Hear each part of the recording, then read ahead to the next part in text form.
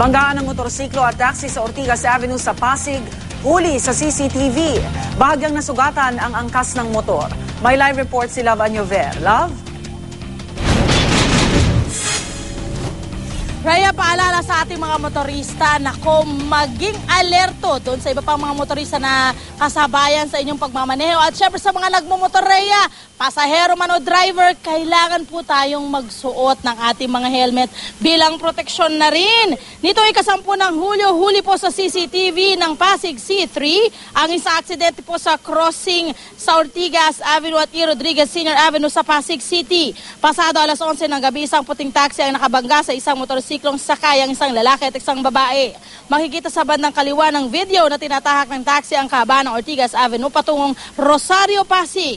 Ilang saglit lang, sumulpot sa kaliwa ng taxi ang motorsiklo. Parehong mag-u-turn ng dalawang sasakyan pabalik ng Ortigas pero hindi napansin ng taxi driver na nasa gilid na niya ang motorsiklo. Ang resulta, desgrasya. Natumba ang motorsiklo, kasabay nito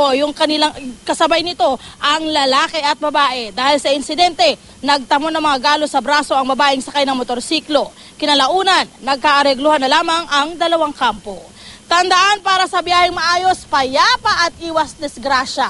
Magkaroon palagi po ng kortesiya sa iba pang mga motorista at panatilihin po ang disiplina sa kalsada. Balik sa iyo, Rhea. Maraming salamat, Love Anyover.